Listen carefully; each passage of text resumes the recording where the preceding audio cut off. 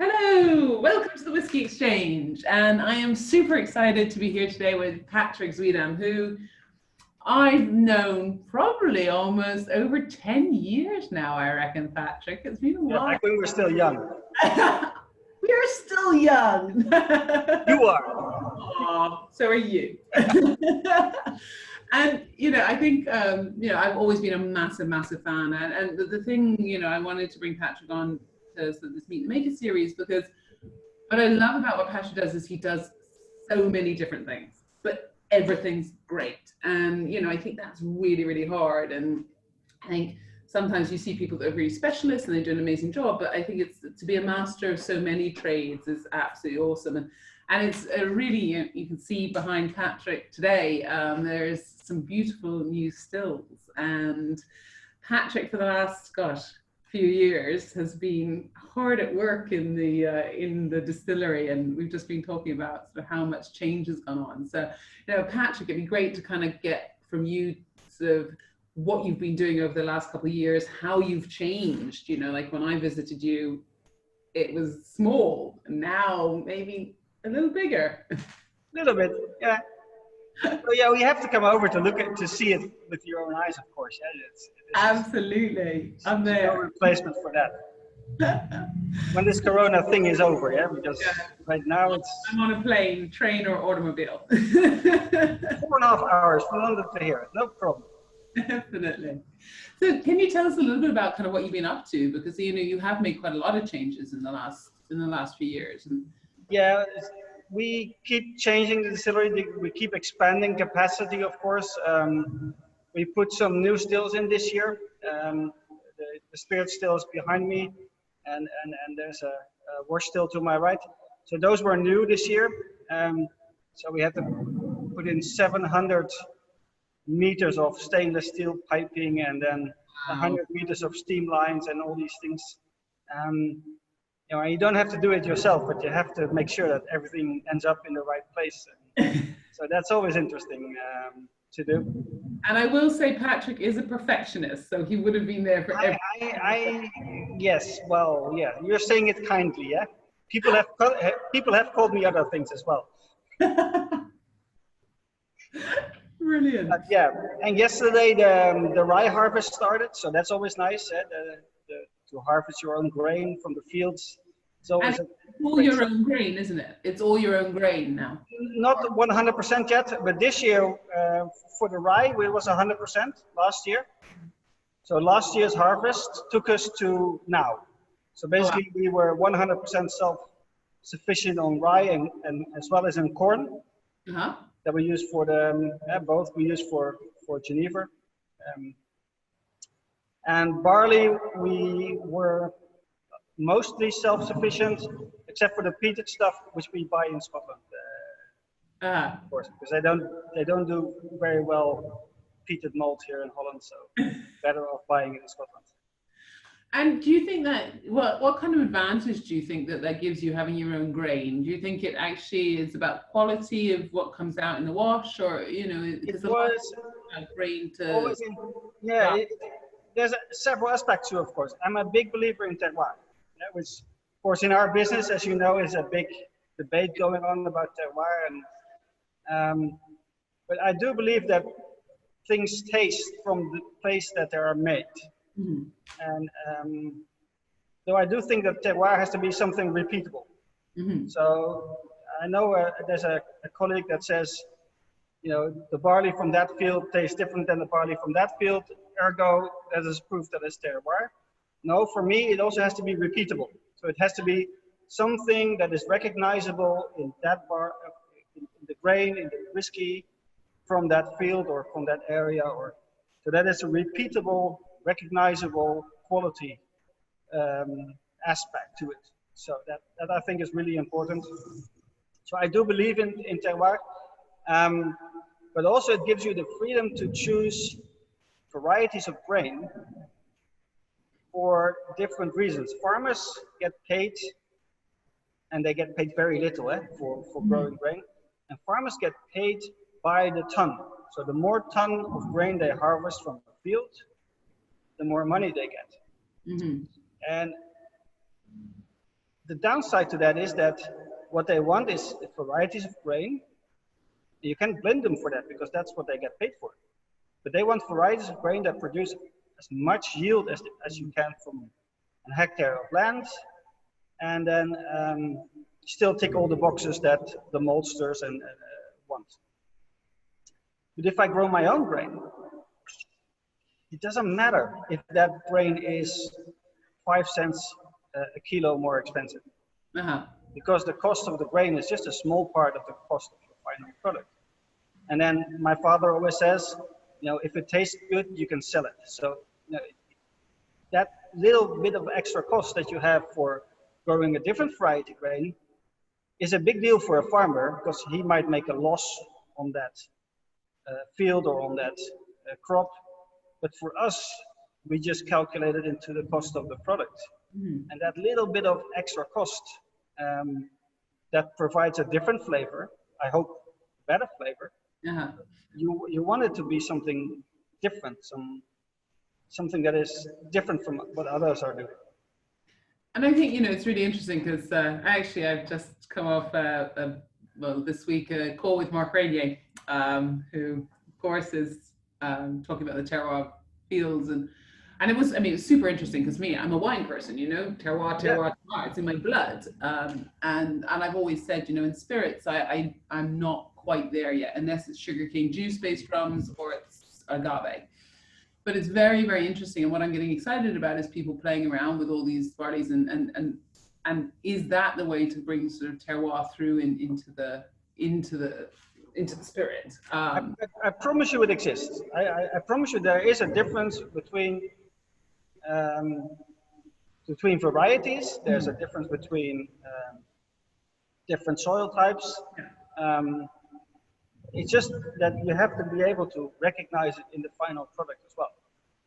And I think, you know, it's interesting. I was talking to the guys at Westland as well, and it was like, and Maggie at Privateer Rum, and I was like, I want to be able to taste it and say, this is American, or this is an American from Massachusetts rum, or, you know, this is from Barbados, or this is from Jamaica. That might be a little tricky, yeah? That might be a little tricky. But it was very interesting because I think, yeah, but that's for me, terroir, is it, you know, can I identify? And it has to be repeatable. It has to be something maybe it doesn't have to be US versus another, but you know, maybe even that producer, you know, maybe even, you know, Westland or Zuidam or whatever, that producer, you recognize something about it. Yeah. And that's, you know, it's really interesting, that whole sort of new make thing. If we're talking whiskey, and like if I taste Balvenie, for example, I always get honey, and that for me is a tell for Balvenie. Red apples for Glenlivet. You know, there's little things that I think you get the tells from. I'm really interested. Actually, I've just got some new make samples from Dalmore, so I'm going to be really, really interested to kind of taste that and see. But you know, I think it's more and more interesting. I'm seeing more and more sort of small producers doing some really interesting things around kind of this idea around grain and typicity and regionality. The trick with the tricky part about terroir in whiskey as well is, of course, the growing conditions from year to year can be extremely different. Yeah? For example, 2 years ago, it was really dry here in Northern Europe. Yeah? We had an extremely dry summer. We had the most amazing rye harvest ever. Yeah? But the grain was very small because it was dry too early in the season. So the grain didn't quite plump up enough. So it was a little bit too small for normal purposes. But the whiskey we made from that was maybe the best whiskey we ever made. Really? Because it was so intense. It's like, if you go to a wine analogy, it's like, you know, picking very few grapes and very small grapes, and you get more intensity from that grape and from the, and it was the same. It was super intense, super spicy, but definitely different than the year before. Which is, again, super interesting. And you know, you get that and I always go back to grapes, but of course you get that in grapes, you get that in different harvests and things. And it is, I think that kind of that idea that's coming through more into spirits now is really exciting, because I think it's making people focus a lot more on things like that. And yeast is another thing that people are kind of really playing with. I mean, are you doing any sort of yeast experiments, or are you kind of? Well, I think we passed the experiment phase, but yeah, we use 7 different yeast strains in this distillery. Oh wow. For different products to achieve different effects. So, as you know from wine and other spirits, that different yeast strains produce different flavor, ranges, and yeah, we often use combinations of yeast to get the best of every strain, basically.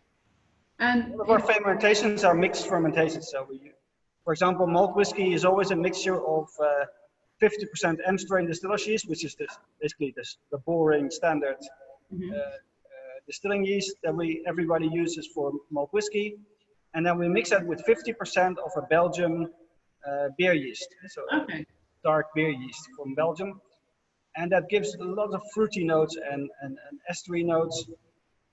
And the combination is very lucky, because if you just use the beer yeast, so beer yeast often leave a lot of residual alcohol, unfermentable alcohols, which is fine in beer because it gives you mouthfeel in beer, it gives you a little bit of sweetness in beer, which often in dark beers is a nice thing to experience as long as it's not too much.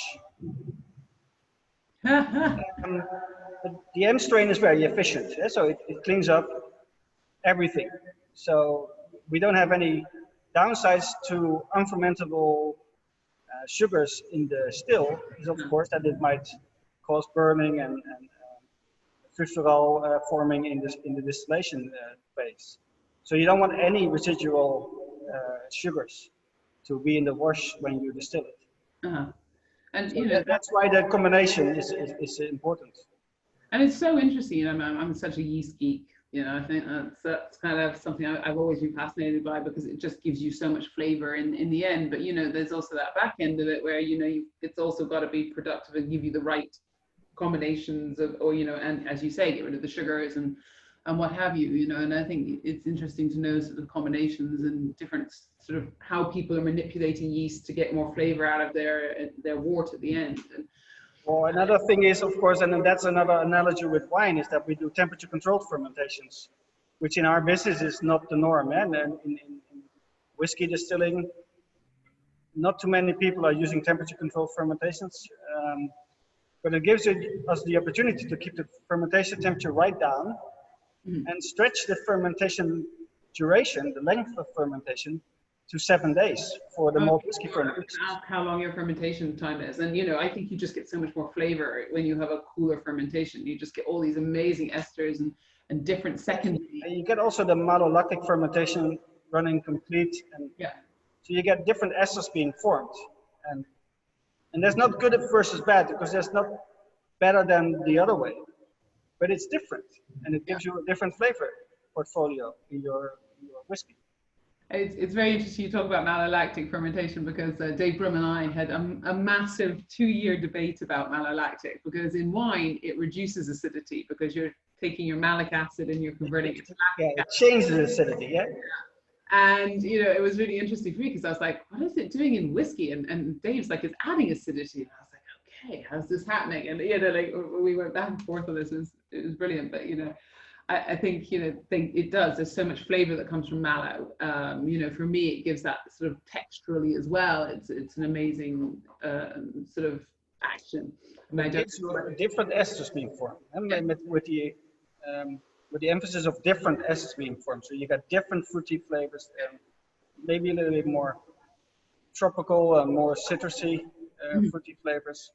And that combined with this very long, stupidly long fermentation period, you get, you have to do something different from what other people are doing, and it has to taste good and be different. And I always find it with your whiskeys. I love them, and I love your use of sherry casks with them, because I think you do get a lot out of that, and they're always such beautiful fruit-driven whiskey. I remember the one that you gave me in Secunda. whiskey show about 2 years ago, and Sukinder was just like, I need this whiskey now, Patrick. He didn't shut up. Was that the one that was sold out? Was it 95? 96 probably, yeah. 95 or 96, I remember, and just Sukinder went crazy, and I think he managed to get him like 12 bottles. And then the thing is, and that's also in our business is so peculiar that if that cask from 1996 would have been perfect for bottling in 2006, I would have probably bottled it as a 10-year-old. Yeah. But apparently back then I didn't deem it was, good enough for bottling. And then you see that, there's no good or bad in whiskey. It's just that you have to get the timing right for the bottling. It has to be just right for that moment in time. And yeah, you're right. It's like, I'm not a blender or a distiller or anything. I don't get it. But, you do taste certain casks and you're like, wow, that's incredible, and I think we're really lucky. We get to taste a lot of single casks when we're choosing our Whisky Exchange bottlings and things like that. And it is super, super interesting. But then I've talked to a lot of people that are like, but then it's taking all those different components and making something better that's a whole, so it's such a, someone said to me, it's very useful, of course, if you have to make products that taste the same over time. Yeah. And then with single cask, that's, as well as that, it's virtually impossible to get two casks that taste the same. Every cask has that special quality to it that might be perfect, but it's never to be repeated. Or very rarely that two casks are very similar. They have the same traits, but in the same time they're always very different as well. Yeah, and that's what's so exciting. And actually, one thing I do want to talk to you about, and I'd love you to kind of give a bit of an explanation, is that, you do some amazing genevers. And I think in the UK, it's just never been a thing. Genevers never, we have gin and it's like, what is this genever thing? It'd be awesome, because I really love genevers. And to kind of get an idea of can you give us a little bit of a kind of, what is genever? 101 genever in 5 minutes. Yeah, well, Geneva, of course, is one of our core products. It's like the whiskey of Holland. It's our domestic product. It's our national drink, as you want to call it that. But it has a lot in common with whiskey, of course, because it starts out as a grain fermentation. In our case, Geneva is a mixed grain fermentation with a very secret mash bill of a third corn, a third rye, and a third malted barley. You've heard it here, people. So we mash in the corn at about 95, 96 degrees Celsius. So basically we drop it, 1 ton of corn in 10,000 liters of boiling water. Then we cool it down a bit to about 85 degrees Celsius, and we put in 1 ton of rye. Mm-hmm. Then we cool it down to 65 and do the malted barley. Then we leave it for a couple of hours so that all the starch gets converted into sugar. We cool it down and pump it into the fermentation tank. And then we do a mixed fermentation with Red Star distilling yeast from the US, so a bourbon yeast. And we mix it with a English ale yeast. Mm-hmm. Oh, okay. And then we ferment it for 10 days at a low temperature. And after 10 days, it goes into the wash still, and it gets distilled, and then distilled a second time in the spirit still. But where most whiskeys would be done after 2 distillation rounds, the Geneva gets another distillation round, like Irish pot still, yeah? So it's a third distillation. And then that third distillation tastes like, as you would expect, new make whiskey. Very similar to new make whiskey. With typical aspects that you might find from the other grains that we put in the mash bill, of course, a little bit of sweetness from the corn, a little bit of the spice from the rye. Interesting new make, maybe not super nice to drink as such, as most new makes are. And what we do is we take part of that and we redistill it with some botanicals. So this is where, the past, it's no longer whiskey after that. Yeah, so we take that new make whiskey, we redistill it over botanicals. In our case, a secret mixture of juniper, licorice fruit, and just a teeny weeny bit of aniseed. And then we put everything in a big tank, bring the ABV down to 45%, so very low ABV, and then we stick it in a barrel. So we age it at 45%. So it's a very low ABV aging. Of course, it's ludicrously inefficient because you need, almost twice as many barrels as you would do for 80%. Why you have a new barrel warehouse? But that low ABV aging gives that kind of silky mouthfeel. It's completely different from whiskey. The mouthfeel is very different from whiskey, and that's part of it because of that stupidly low ABV aging that gives that. So if it's young, when it's young, so either 1-year-old, for example, we start off with a 1-year-old. The 1-year-old, you can still taste the botanicals in the, I wouldn't say gin-like, but it's, a little bit of juniper is still in there. When it's 5 or 10 or 20 years old, those botanicals completely marry into the other flavors, and it becomes one flavor profile. And it's very hard to distinguish from whiskey at that point in time. I love it's the 15-year-old. I think that's one of my favorites from you, because you're trying to figure out what's going on, because there's this lovely savory undertone. But yeah, you're right, that textural note is beautiful. It's very sort of... We got a 25-year-old with a full maturation in Oloroso, which is also pretty decent. I haven't tried yet, which I'm dying to try. Yeah, it's awful. It's awful. Awful. Oh, sure. No, it is an interesting product because it's got many similarities with whiskey because of, it's made from a fermented grain mash, simple as that. But it also got a little bit in common with gin, of course. Yeah. Botanicals are not that heavy, and it's not that, at least not in our genevers, but it's there. So the thing is that you can use it, you can drink it neat, as we would do in Holland. It's also very versatile as an ingredient in cocktails, because you can use it in gin cocktails. Negronis, for example, are way more interesting if you use 3-year-old Geneva or something in it than when you do it with gin.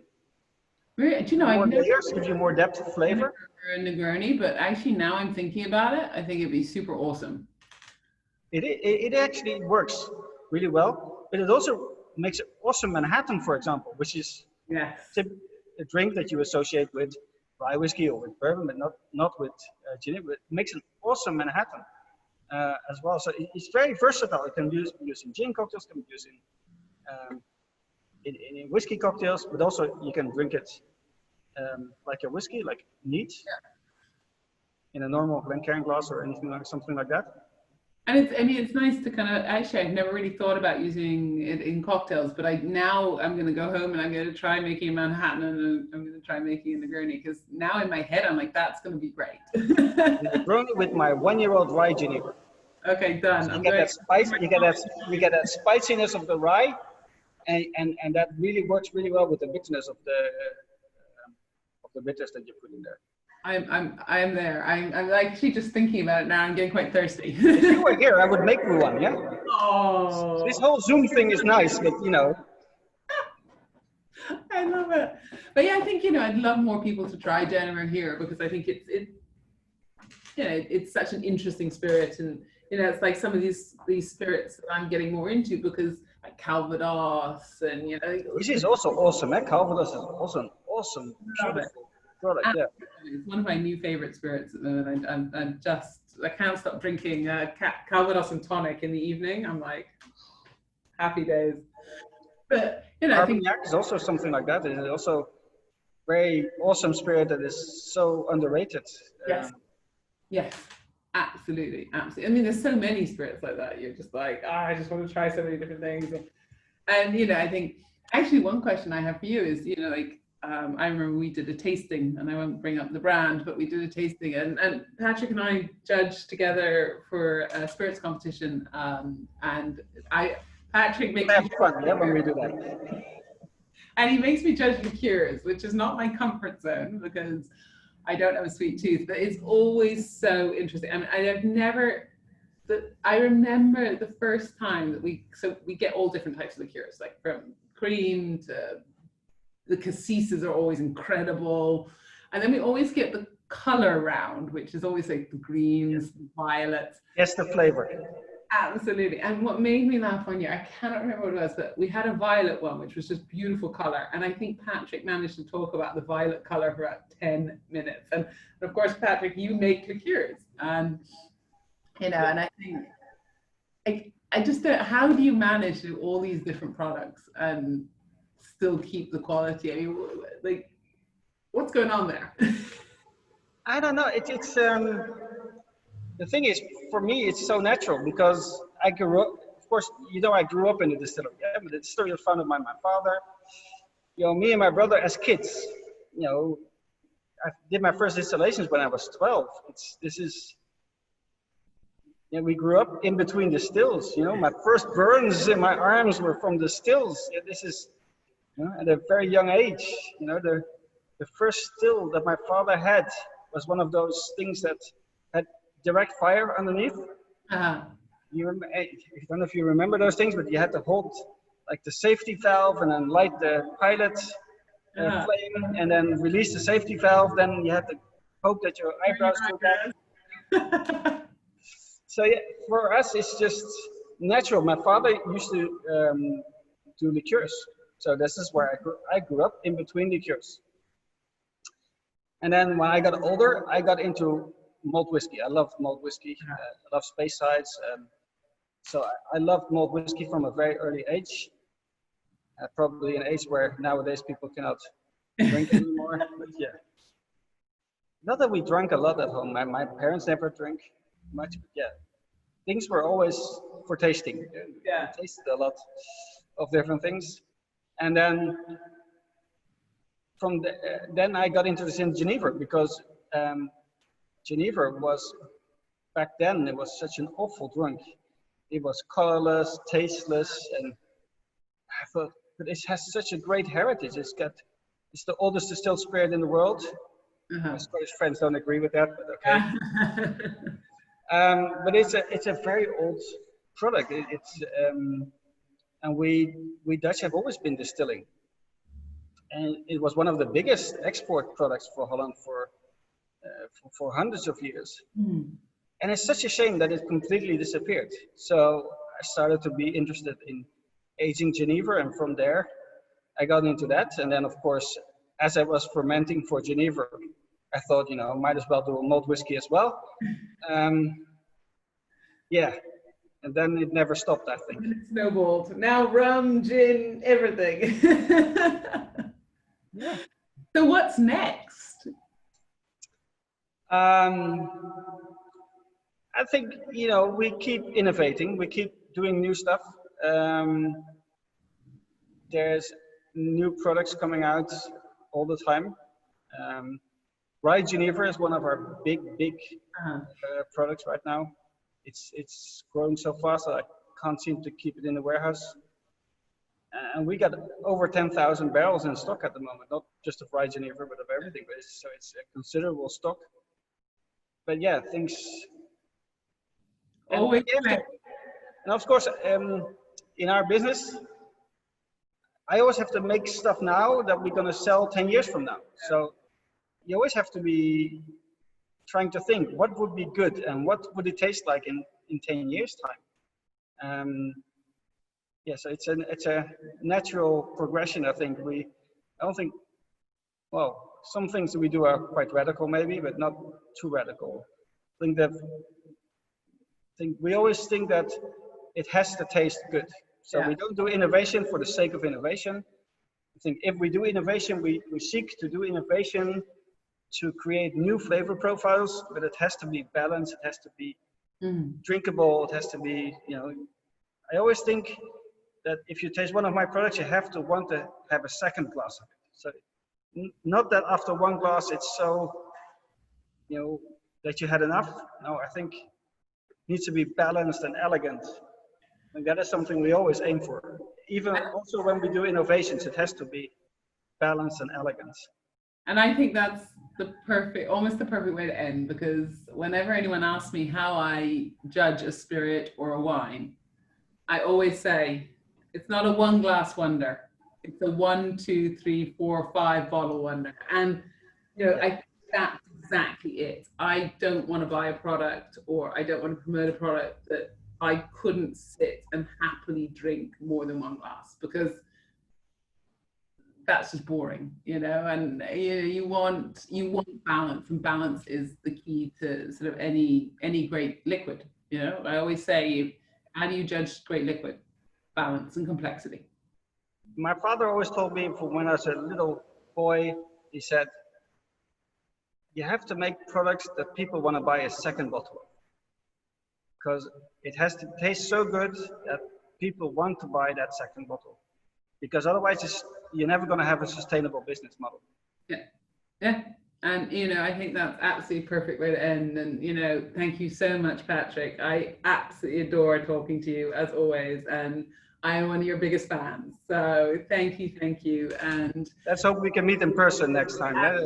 Well, I need my Manhattan now. Yeah, come over. We'll make you one. Done. No, thank you, Patrick. Absolutely fantastic. And hopefully we're going to get people trying all the different spirits you make, because they are all absolutely fantastic.